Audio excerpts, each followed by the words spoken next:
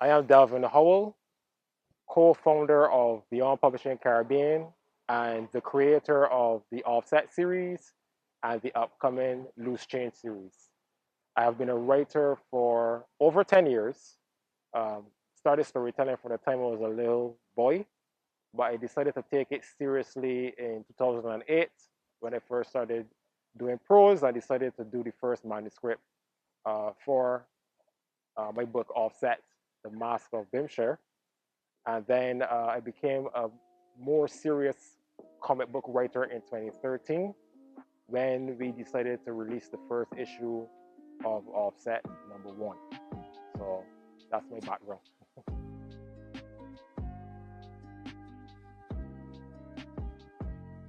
So I started storytelling from the time I was a young boy. I had this habit of making TV shows or cartoons that I watched into my own image after every episode. So sometimes I would make the villain win, or sometimes I would have events happening a bit differently than what I just watched. Um, I did not clock that that was what creative. I did not clock that that was what storytelling was, or creative storytelling. But it clicked to me when I was in primary school, when I decided to make comics. So me and my best friend at the time, we used to make these makeshift comic books out of pen and paper, which were like stopgaps for animation and movies, because we didn't have access to that when we were children, and we figured, well, because well, just release the stories and it will come out eventually. So we took pen to paper and did our rip-offs of like Batman and X-Men and Superman and even Dragon Ball Z and Street Fighter. We had our own versions of those, which I didn't mind. I actually feel kind of proud of those looking back at them. We had really unique ideas for somebody that was in primary school. And this continued all the way to secondary school. Our stories got a little bit more sophisticated over time. But unfortunately, when when you're getting to a point where you're pursuing CXCs and thinking about a career and a professional ambition, suddenly making comics didn't seem super realistic, especially since we didn't have the resources at the time that we have today. And a lot of the grassroots attempts at making comics weren't necessarily viable.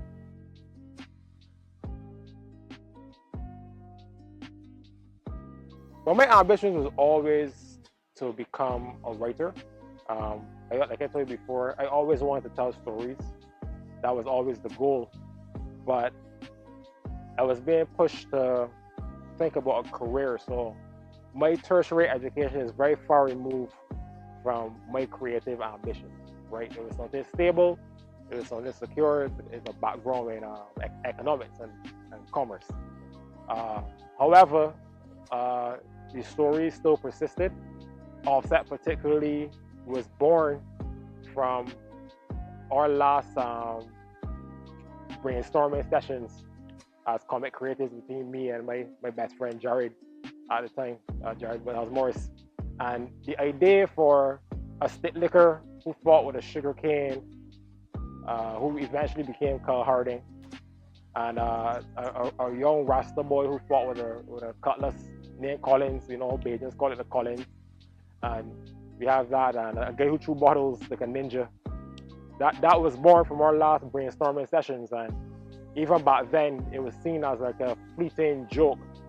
But for some reason I couldn't shy away from that particular story. It festered in my mind and grew and expanded. I keep adding new elements to it as I became more exposed to stories.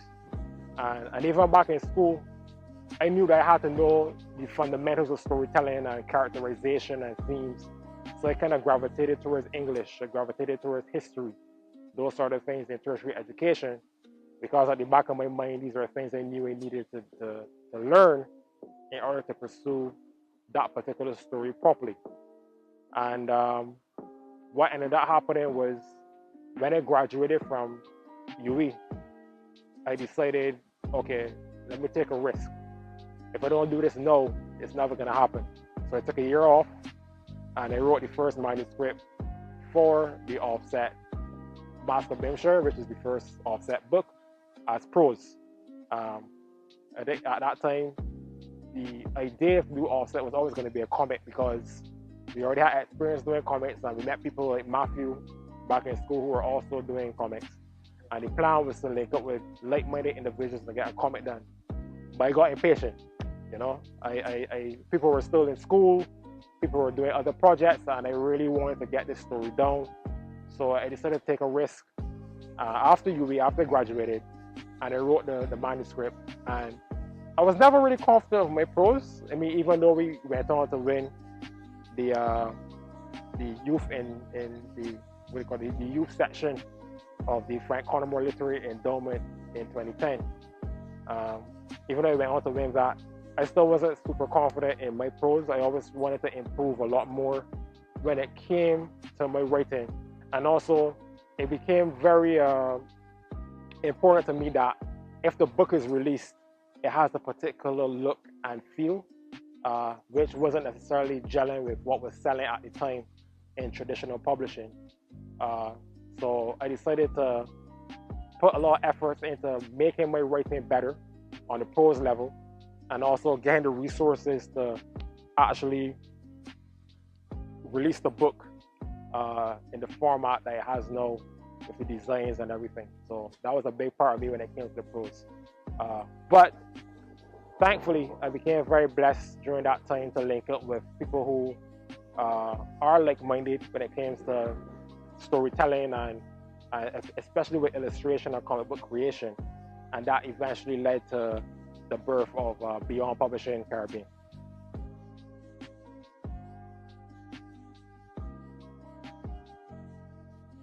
Sure. Well, the big changing point when it came to comics, believe it or not, I was never a big fan of comic books as a child.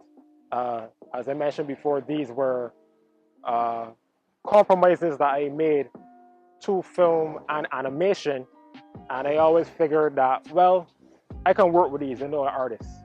And when it came to viewing comics, I didn't have as much access to them because, you know, anyone who's familiar with the 90s, early 2000s and bookstores, the only way you could get access to a comic was going to the bookstore on the shelf and taking a book, reading it before the guard comes and leaving the store. So I was from that era, so my access to comics was very limited to that or people reading comics in the newspaper. That was my access to it. But the shift came when me and Jared made the decision to obviously start pursuing different career goals. But Jared put me on to this Japanese comic called Battle Royale. And it was a black and white comic, which I was not interested in reading because it wasn't in color. And I was very hesitant to read it. But he swore by it and I trusted his opinion. So I read it.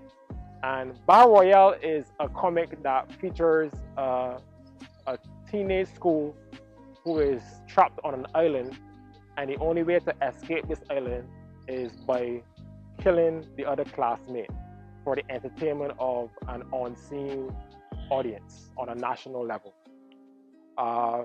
And the way the story was structured is that it would focus on each individual character amongst the different chapters, and you will get an idea of why they were in this particular situation, why they're reacting the way they're reacting, and the actions they were taking. And I remember comparing this at the time with the TV show Lost, which had a very similar premise of strangers on an island having to survive this particular event. And I was more immersed in the comic book than I was in the TV show. And from a man who did not like comic books at the time, to devour an over 200 chapter story in less than 2 days, I knew that I had discovered a medium that was capable of wondrous storytelling. And at the same time, I discovered Matthew Clark, who is another co-founder of Beyond Publishing, who was doing work at a similar level to what I just read. And that really made things possible when it comes to my options in storytelling as it relates to comics. As it relates to film and anime, my favorite film of all time is The Matrix. I think if I have already resolved when I saw it the first time that if I was to make a story, I want to make a story that has the impact of what The Matrix had. back when it came out and even today, in terms of the different layers of storytelling, how much genres it combines, and just how aesthetically impactful it was when it came to this narrative. And even in the same Japanese comic medium, I've found multiple stories that are that powerful, right? Things like Tenjo Tenge, things like Irigir, the Narutos, the Bleaches, Fullmetal Alchemist. I've found so many stories that are so powerful, and I always consider myself a student of the game. I'm not a person that, even to this day, I don't consider myself like a master at my craft as yet. I'm always learning, and I'm always eager to learn and read and discover new stories and methods of how they tell the narrative. So,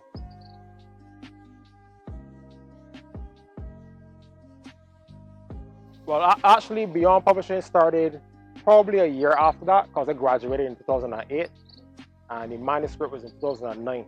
So what happened around that time was I had reached out to Matthew through Jared because they went to the same school.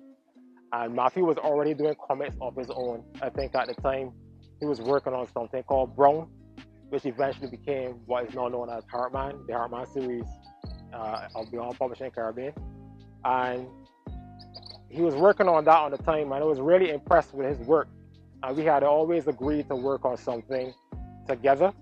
I know for his project at the community college, he was doing a portfolio in the form of an anthology where he would gather creatives who were also interested in doing comics into one anthology style magazine slash book that has like this little 8-page one shot, but it gives you a different, diverse level of storytelling and illustration. And that was the first time we got to see so many like-minded creators when it came to comic book creation locally coming together on the one project. And that was kind of like where everybody kind of started to form a relationship.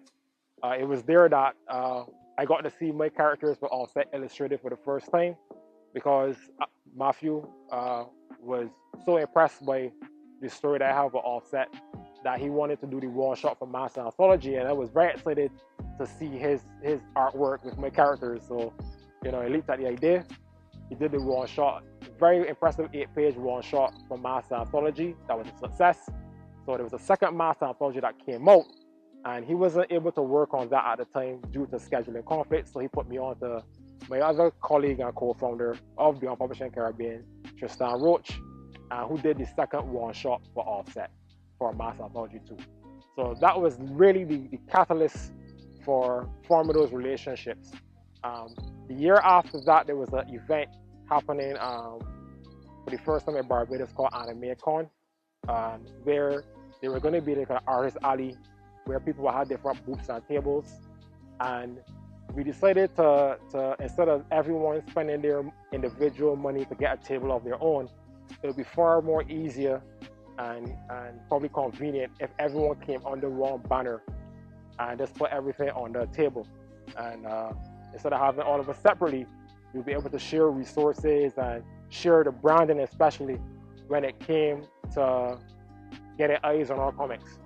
And that eventually led to the birth of Beyond Publishing Caribbean. We came up with the name and the logo and everything there. And the first books that came up with that release were born. So that's the actual real start of Beyond Publishing Caribbean. And since then, we've only became more sophisticated over time when it comes to releases and other advancements that we had and accomplishments. So.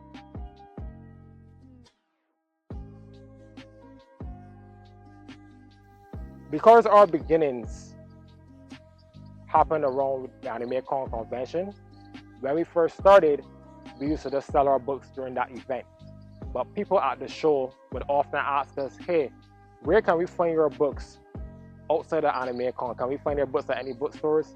And it really highlighted the need for us to get in more central locations that people that are unable to attend the event would be able to access our books. So that was always a big concern of ours and something that we strive to get settled. So we were at Days Bookstore, we were at Chatterhouse Books, which unfortunately they had to scale down, but they were a big supporter of us when we first started. We eventually got into Indigo Books in Black Rock, who was also a big supporter of ours. The Barbados Museum, also a big supporter, and the National Library. Has always been a big thing that we're very thankful for. But recently, we've been trying to get into overseas markets, because people overseas also wanted to get access to our books. So, we have different ways of doing this. We did it through our print-on-demand partner. We did it at our print-on-demand partner at Kablam. They have an actual storefront. Cannot remember the name right now, I'm sorry. But we used to sell through them, and then we sold on Comixology briefly for a time. But we eventually sold at Amazon.com and Barnes and Noble, especially when it came to novels, because anybody who's an author knows that the biggest place that sells books in the world right now is Amazon. So at some point, if you're going to be seriously looking to get readers, your book should be on Amazon at some point. So that was a big part of our particular journey. We've also linked up with overseas publishers to either get our books picked up and published overseas to reach more markets, or to essentially get more eyes on our books and get more readers for our books from overseas. So that's also been a thing that we have been attempting right now. So again, it's growing pains. Every single listing, for the most part, especially when it comes to regional and maybe in terms of the smaller bookstores, it does require some measure of having a conversation and forming a relationship with the bookstore owner. It's still a very important part of the literary ecosystem, and they are always looking to not only support new authors, but also having books that comes off the shelf. So forming that relationship is a big part of what we do to grow and get more readers over time. So.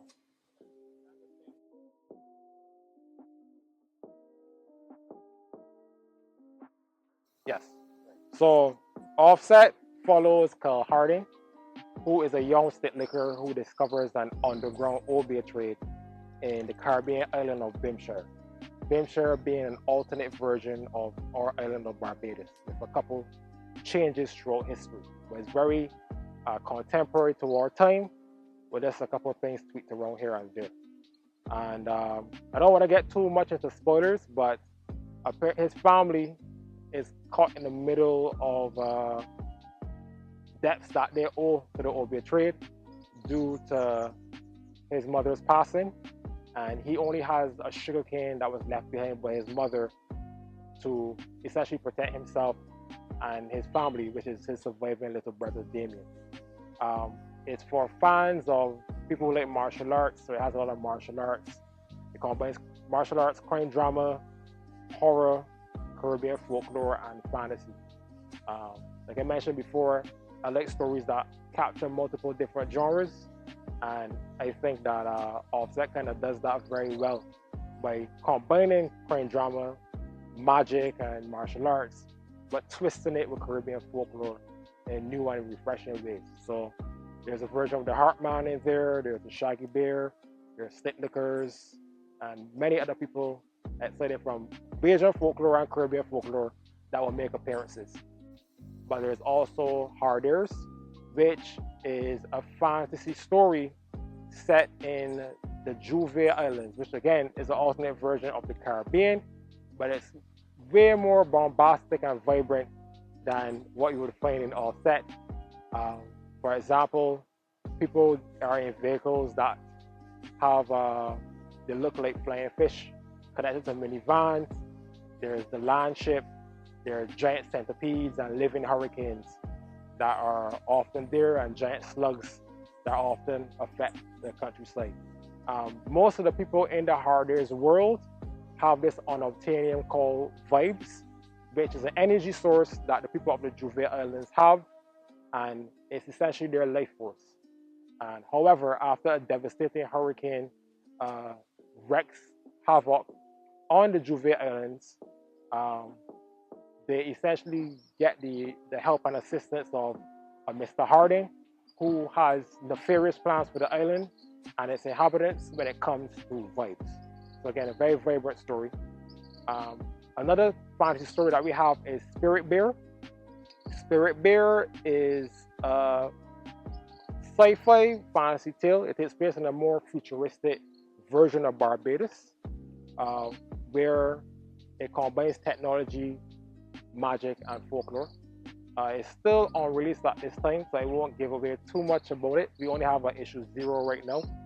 But it also has a version of the Shaggy Bear called Static Shags, and he is a member of what we call a Kermode tribe. This is a tribe of shamans that protected the Caribbean and the world from what we call Duppies, the forces of Duppies, who essentially were wreaking havoc on the land at that time. But again, I won't get too much of the spoilers because that's still in production. So there's that. In the drama space, in the crime drama space, we have the book Life and Death in Paradise, which is formerly All Shades of Grey, but you have to rename it due to naming conflicts. Life and Death in Paradise features an undercover cop who was so deep undercover he was kept in prison and only recently got released. But upon his release, it sparked events that involved multiple gangs and multiple elements of the criminal organizations that are eager to see his downfall. And he also had some unfinished business to take care of when it came to his original undercover mission. I won't get too deep into it. But if you're fans of shows like The Wire, fans of Snowfall, Narcos, you definitely would like Life and Death in Paradise. Again, it takes place in contemporary modern day Barbados. A lot of guns, drugs, definitely for the mature crowd, but a very good read for that as well. And that's created by our very own Alan Lynch, who is also a co-founder of Beyond Publishing Caribbean and illustrated by Matthew Clark as well. The next book we have is Heartman, which is also Matthew's book. Heartman is a retelling of the Heartman folklore.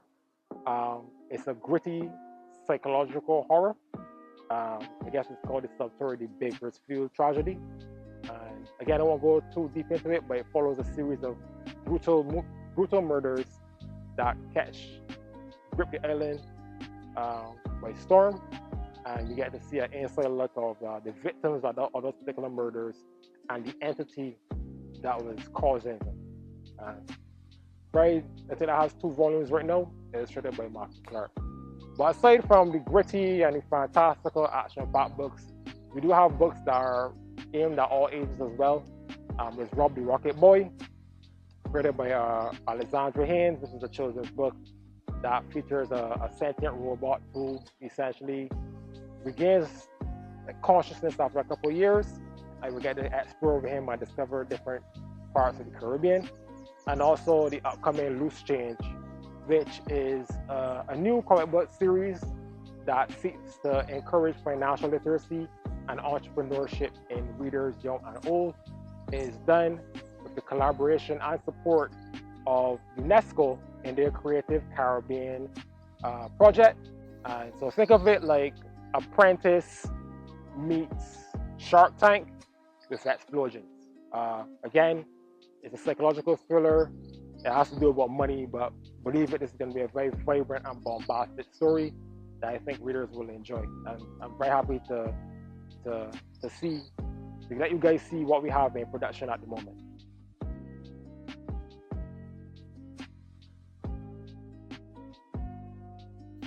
Well, most of our stories have a Caribbean bent based on it. There's a whole adage saying, "Write what you know." And a lot of us, when we first started, considered this to be a big risk in and of itself. The possibility of only being able to do one story did come to mind. And I know myself, I decided that if I'm going to do this once, I want to do it with my culture. I want to capture things that are familiar to me and tell stories that you wouldn't normally see in any other territories as a Barbadian and as a Caribbean national. And many of us at Beyond have that particular point of view, and I think that's one of the things that kind of pushes our storytelling and our series. Even in times where we do stories that aren't necessarily unique to the Caribbean in premise, For example, our Derry the Stray Dog series, which is um, a sci-fi militaristic series, like a crime drama, following a bunch of mercenaries in a futuristic Barbados. But again, it's not very heavy with regards to our Caribbean references. It was kind of hard to ignore it as a Barbadian because the main character speaks Bajan. When she's angry and upset, you see a couple of our words come in there. And her accent comes off very, very true. Some of the vehicles are named after uh, things from Caribbean folklore. Some characters fit with a cutlass. And even the organization is named after Maroons, which is, as you know, is a revolutionary force that used to assist or fight against, assist free slaves and fight against plantation back in the days of the revolution, so, and slave revolts. So again, even in times where we aren't trying to deal with Caribbean culture in our stories, it just comes true because we are Caribbean natives. It's part of our cultural DNA. And, you know, I think we are always looking for an opportunity to share it out with the world because, you know, if we don't do it, who else will, right?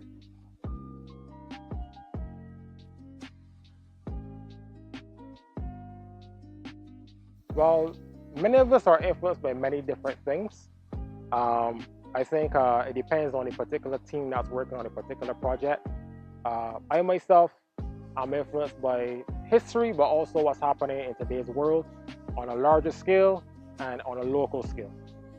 As it relates to gun violence, that was something that I kind of addressed in the second book, Offset Children of the Gulf, where the premise of that particular book is a gang that is in Bimshire received access to a powerful magical artifact in the story called a Baku, which is very similar to our knowledge of what the Caribbean folklore version of the Baku is, but with a couple key differences. But that Baku gave them the firepower to essentially rival local military, and the risk of overrunning the island with violence became very real. So that's something that influenced that particular story. Life and Death in Paradise is one particular story that is heavily influenced by gangs and that sort of culture because of the subject matter that is there. I know there are a couple of scenes that take place in the Pine. There are actual pages that you can look at and say, oh, this is part of the Pine. And it kind of references a couple of shootouts that happened maybe around that time. There's some places that definitely mirror, is it Mar Street? This short there by Empire. Yeah. We kind of reference that a lot too in some of our stories. And again, some of the more picturesque places, but we like to pull from all parts of Caribbean culture and all parts of Caribbean environments, not just the pretty ones that you can see in the commercials. We want to capture the entirety of Caribbean life here. So that also plays a part in our stories. The particular story with Crossroads, that became a focus when it came to that particular story because the point of that was to address the societal ill. A lot of our stories that have that social element are going to be a bit on the nose when it comes to the subject matter. But there are times where if we have a bit more creative control, we're a bit more nuanced in terms of the story, and we try to push entertainment first and have the actual real life thing kind of be part of the subconscious or the subtext of a narrative that we're trying to tell. Particularly, you're going to see that in stories like Loose Change, where, as I mentioned before, it's to encourage entrepreneurship and financial literacy, but it is not strictly an educational tool. It is indeed a story that you would consume very much, that you would consume an episode of Naruto or an episode of Spider-Man. It's going to capture you with that same sort of wonder and excitement. But at the back of your head, you're going to think, oh, shoot, this covers a snow cone vendor. Or, man, this person's a nail technician. Or, man, this is about making business. And you're going to be able to relate that to real world things, right? So that's something that comes in to our particular narratives. It isn't something that we always consciously do. Again, it depends on the team. I know Matthew he always tries to address a particular social element or historical element as it relates to local and Caribbean culture. Of course, he can write about fantastical and specific narratives that are purely for fiction, but whenever possible, he always tends to educate people about things. The Hardest project in particular, they push the landship story in two of the chapters, and a lot of that has like an educational element to it. Even in the beginning of the Hardest book, there's a whole section there of references and where they come from in real life and where, a lot of education about them. In the offset novels, I tend to put like a glossary on Bajan language, so it kind of acts at the very least to as a little like thesaurus. If you hear a Bajan slang, you can see what exactly that's about. That's not what the book is about, but I kind of cover it where possible. So again, it depends on the team involved and what we want to accomplish with a particular story, but that's definitely a thing that we factor in when it comes to our stories.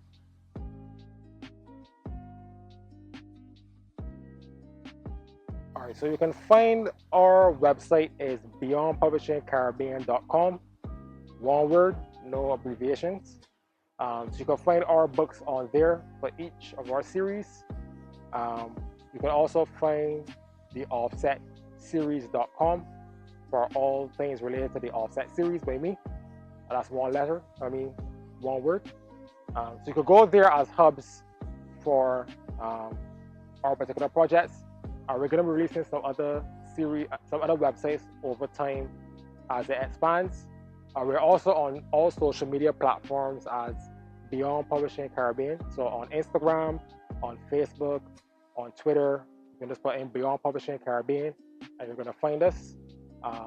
You're also going to find myself at Offset Comic. You can find anything regarding Offset on there.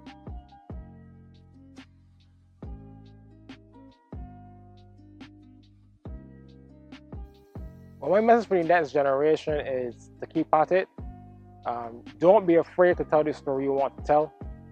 I know I come from my era where only a particular type of narrative seemed acceptable when it came to literature. It was only when I started reading recreationally for myself that I realized the possibilities for what can work in literature was endless. So if you have a story in mind and you really want to tell it, just go for it. I think you have a lot of resources when it comes to writing and drawing. But if there's ever a case where you have a question you want to ask, you can always hit us up at Beyond Publishing Caribbean. Send us a DM. We will answer any questions you have. We actually want to start releasing educational and process videos about what we do until we get to the point where we can do more hands-on training. I know we do have some affiliations when it comes to educational entities in animation and in illustration. So we're no strangers to that. But if it's something that you want to know more hands-on, you can always reach out and give us a shout. But in the meantime, just go for it.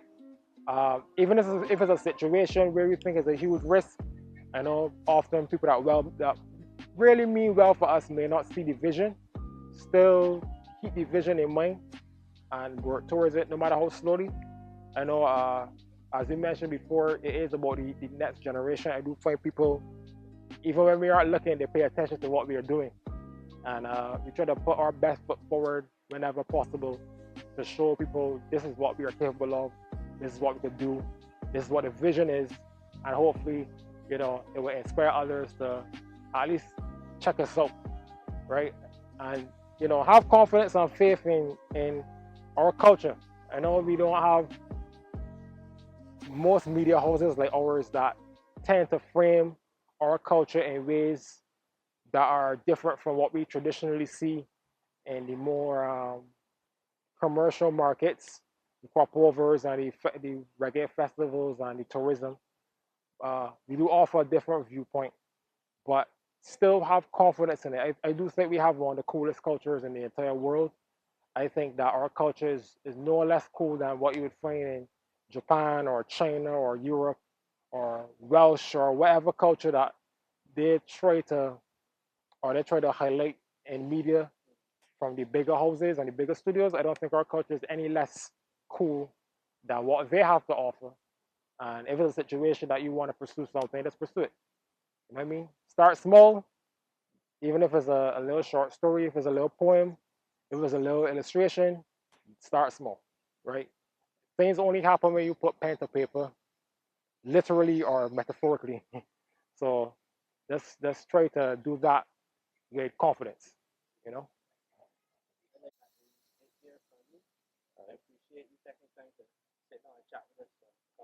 No problem. Thank you so much for having me. I don't know if viewers know how we met, but it's really like a very pleasant, random meeting. When I was making a delivery, and I'm very glad to where that random meeting led again from putting pen to paper and being able to work and release something. I was able to make that connection with Devon here to be in front of the camera. So that's how kind of life works. So it has those little nice little domino effects that are pleasant. So thank you very much for having me.